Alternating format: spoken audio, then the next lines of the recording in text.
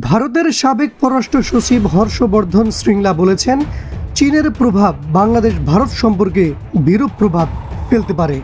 বিস্তারিত শুনুন প্রতিবেদনে।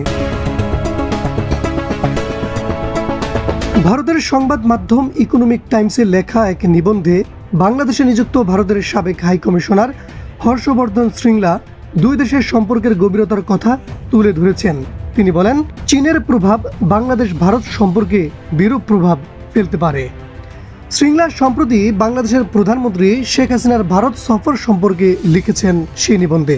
তিনি লেখেন, এটা আশ্চর্যের বিষয় নয় যে তৃতীয়বারের প্রধানমন্ত্রী নরেন্দ্র মোদীর শাসনামলে প্রধানমন্ত্রী শেখ হাসিনার প্রথম বিদেশ সফর ভারতে হবে। কারণ গত 40 বছরে যা হয়নি নরেন্দ্র মোদী এবং শেখ হাসিনার 10 বছরের শাসনামলে তার চেয়ে বেশি দৃঢ় সম্পর্ক গড়ে তুলেছে দুই দেশ। দুই প্রধানমন্ত্রী এই সম্পর্ককে সোনালী অধ্যায় হিসেবে বর্ণনা করেছেন। শ্রিংলা লিখেছেন, বাংলাদেশকে ঘনিষ্ঠ ও মূল্যবান প্রতিবেশী হিসেবে দেখে ভারত। ভারতের উত্তর পূর্বাঞ্চলের উন্নয়নে ঢাকা দিল্লির অপরিহার্য অংশীদার। অন্যদিকে ভারত বাংলাদেশের বড় প্রতিবেশী এবং বিশ্বস্ত গুরুত্বপূর্ণ উন্নয়ন অংশীদার। এশিয়ায় বাংলাদেশি পণ্যের সবচেয়ে বড় বাজার ভারত। শ্রিংলা লিখেছেন, ভারতের কাছে বাংলাদেশ তার প্রতিবেশী প্রথম ও অ্যাক্ট ইস্ট নীতির একত্র হওয়ার জায়গা।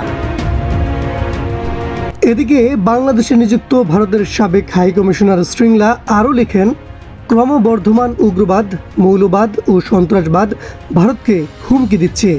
এই হুমকি পশ্চিমবঙ্গ ও আসাম সহ এই অঞ্চলে চোখ রাঙাচ্ছে। শ্রিংলা বাংলাদেশের রাজনীতি ও অর্থনীতিতে ক্রমবর্ধমান চীনা প্রভাব বৃদ্ধিকে গুরুতর উদ্বেগ আখ্যা দিয়ে বলেছেন, এর প্রভাবে ভারত ও বাংলাদেশের সম্পর্ককে বিরূপ পরিণতির দিকে নিয়ে যেতে পারে। আগামী মাসে বাংলাদেশের প্রধানমন্ত্রীর চীন সফরের কথাও তুলে ধরেছেন তিনি।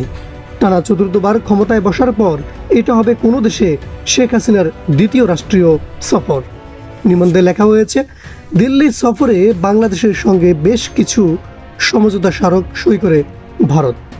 উভয় দেশ শান্তিপূর্ণ ও সমৃদ্ধ ভবিষ্যৎ নিশ্চিতকরণে একটি রূপকল্প ঘোষণা গ্রহণ করে।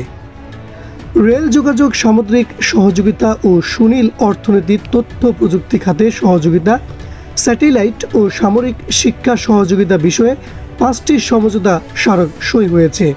রেল যোগাযোগ সমঝোতা স্মারকের মাধ্যমে বাংলাদেশের সঙ্গে ভারতের বিভিন্ন শহরসহ নেপাল ও ভুটানের সঙ্গে যাত্রী ও পণ্যবাহী রেলের যোগাযোগ স্থাপিত হবে।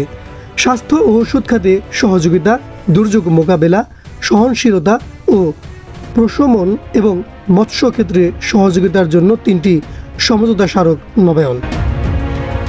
এছাড়া প্রধানমন্ত্রী শেখ হাসিনার এই সফরে দুই দেশের মধ্যে গৃহীত কিছু কার্যক্রমের ঘোষণা দেওয়া হয়েছে বলেও নিবন্ধে উল্লেখ করা হয়েছে। নরেন্দ্র মোদীকে উদ্ধৃত করে নিবন্ধে বলা হয়েছে, 2047 সালে বিকশিত ভারত এবং বাংলাদেশের স্মার্ট বাংলাদেশ ভিশন 2041 দুই দেশের ভবিষ্যৎবাদী দৃষ্টিভঙ্গি বৃদ্ধির পরিবেশ, সম্পর্কে স্থায়িত্ব এবং সুনীল অর্থনীতি ও পারস্পরিকভাবে ভাগ করে নেওয়ার কথা বলে।